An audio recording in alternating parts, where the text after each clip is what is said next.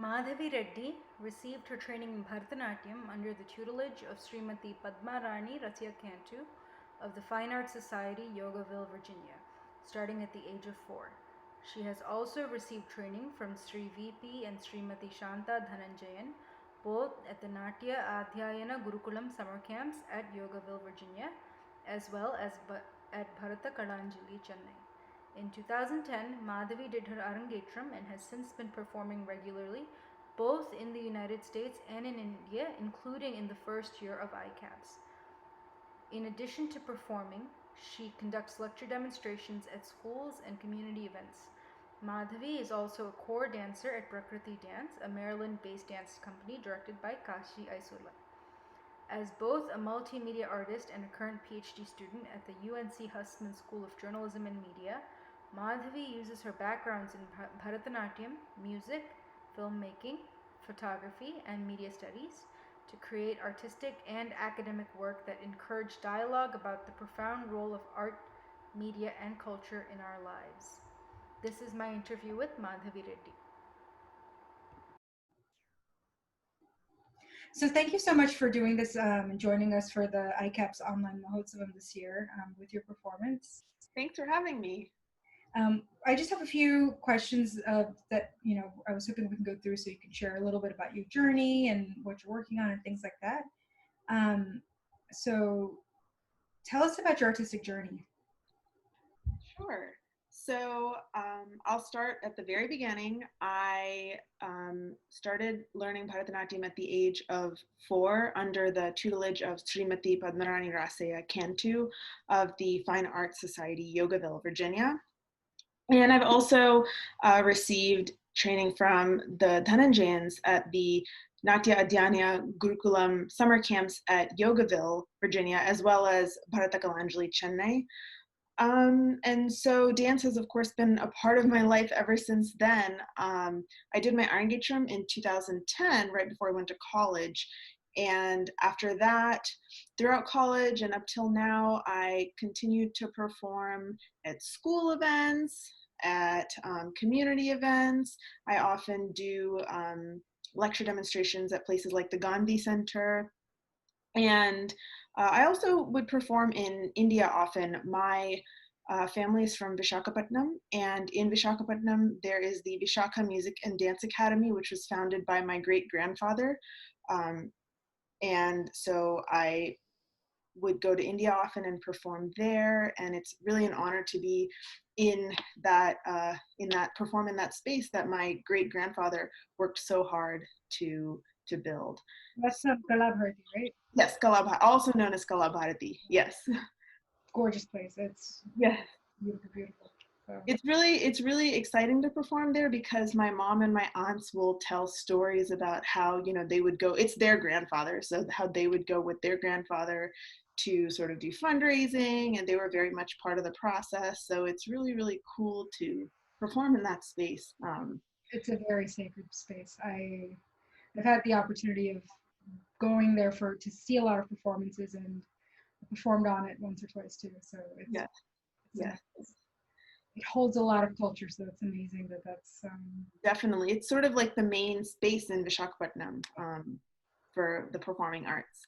And then in 2017, I joined Prakriti Dance, which is directed by Kashi Aisula, who you all would have seen dance as part of this festival too. And I perform regularly with them. We also do school demonstrations. Last year in 2019, we premiered Through Fish Eyes at the Kennedy Center. And after that, so all throughout the production process of Through Fish Eyes, I was filming our rehearsals, filming our costume design, and making a documentary, which is also called Through Fish Eyes, about our process. And that documentary was premiered at the DC South Asian Film Festival in September 2019. So as far as dance, that's kind of my artistic journey. I also have a background in filmmaking. My undergraduate degree is from American University in filmmaking. And currently right now, I did my master's at Georgetown in communication, culture, and technology. And now I'm a PhD student at UNC Chapel Hill.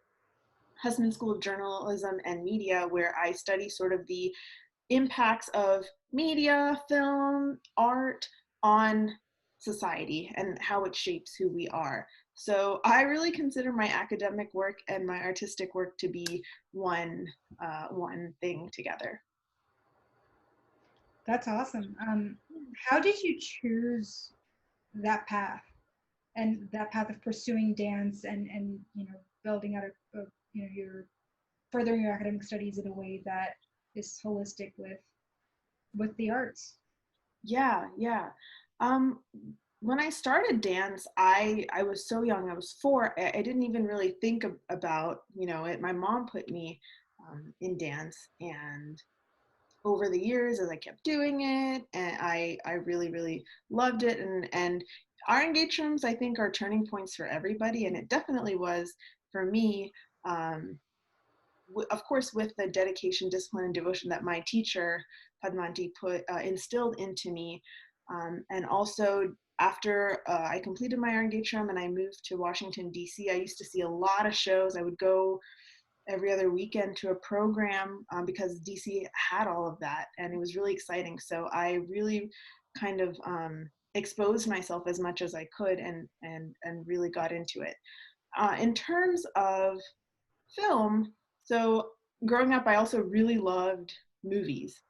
And I thought, if I like movies, that means that I want to be a filmmaker. So that's why I went to film school. And I even made a couple projects on dance while I was at American University. Interestingly, as I kind of progressed in my career, I realized more than making films, I actually like studying the impact of films on society. I had sort of a more academic inclination towards film, which is not something that I thought about when I was in high school deciding what to major in college. And what is cool about the study of film, media studies, is that I can incorporate things like dance, classical music, which I'm also passionate about, because especially with Indian film, there's so much of the borders are kind of fluid when it comes to dance music and film, and so choosing the academia route allows me to encompass all of it in my work, which I think is really cool. And I want to create work that encourages cultural dialogue and builds cultural bridges. That's awesome. Yeah, and I think one of the interesting things that I'd come across more recently was the whole idea that many of our Indian films follow, what we have laid out in the Natya Shastra, and we always think about it in terms of dance, but in terms of, because of the evolution from theater, just going into, like, we see some of the same things even in that. Absolutely. And if you think about, especially in the silent era, the first film made in India was in 1913 by Dada Saheb Phalke, who made his film Raja Harishchandra. And when he was sort of in the process of making the first film, he would study dramas. And I don't know if this is true, but I would assume he also probably immersed himself in texts like the Natya Shastra to understand how to stage things. There was no sound those days in film, so I'm sure that was sort of an integral part. Those kinds of texts were an integral part in the introduction of Indian cinema. Yeah, and I think there are just so many iconic movies that have been made since that have celebrated, classical dance and classical music, and you can see that, dialogue between the different forms. So that's just Absolutely, yeah. What is your advice for students of the Indian performing arts today who are in the U.S.? They might be middle school, high school. They're going to dance, something like that. What would your advice to them be? I think it's a tough one because I am trying to put myself in that middle school, high school phase of dance. Definitely expose yourself as much as you can if you're in a city that enables that. Definitely go watch a lot of dance. I know Padmanti used to say, watch dance if there's ever an opportunity, because that's sort of what will inspire you when you see other people doing it. I know even today, if I go to a dance performance, I feel really inspired to practice. Even, I also learned tabla, And so a lot of times before I practice, I'll watch a video of someone playing. Even a video on YouTube will inspire me to then go and practice tabla. Now we have YouTube, now we have all kinds of video services. In your spare time, watch a video. That wasn't there when I was in middle school, but I think that exposure is really key to building enthusiasm for the arts, and of course, practice. But I think the looking for sources of inspiration is key at that age. Absolutely. Tell us about the pieces you have planned for your performance. Sure. So actually, in June 26th, I celebrated the 10-year anniversary of my Arangetram.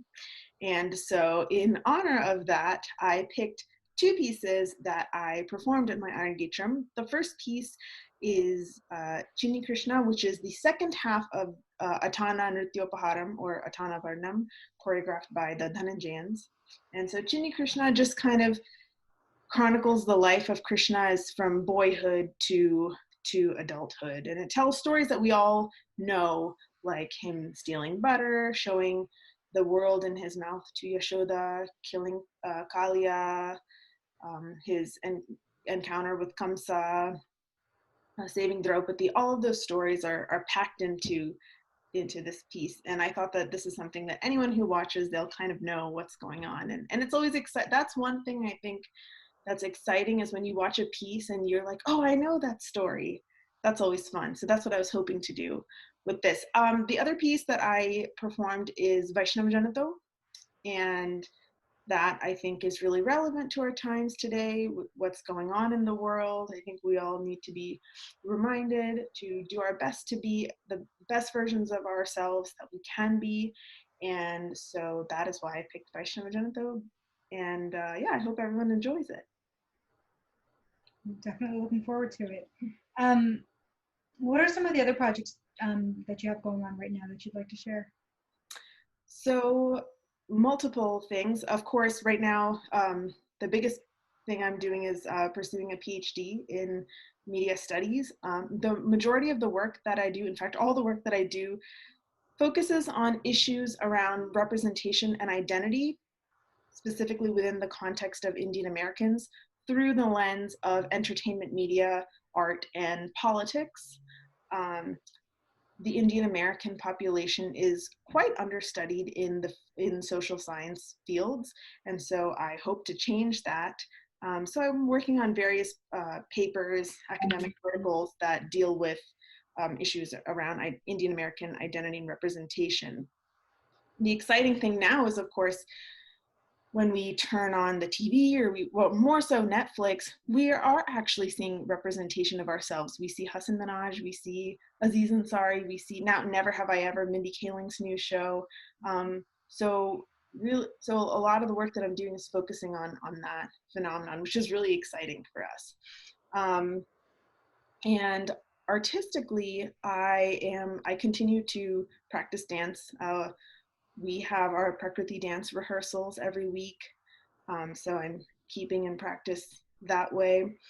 Like I mentioned earlier, we premiered the film Through Fisheye as a documentary about our production that I made, and right now I am trying to get the film through the festival circuits before we hit the 1 year mark. And when we do hit the 1 year mark, I'll be happy to share it in September. So that, and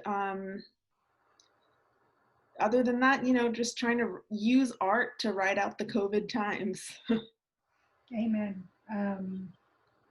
That's amazing. Congratulations on the documentary. Best of luck with that. And congratulations for the 10-year anniversary of your Arangetram. I think it says a lot that, this many years after, that was the beginning as opposed to the end of a journey.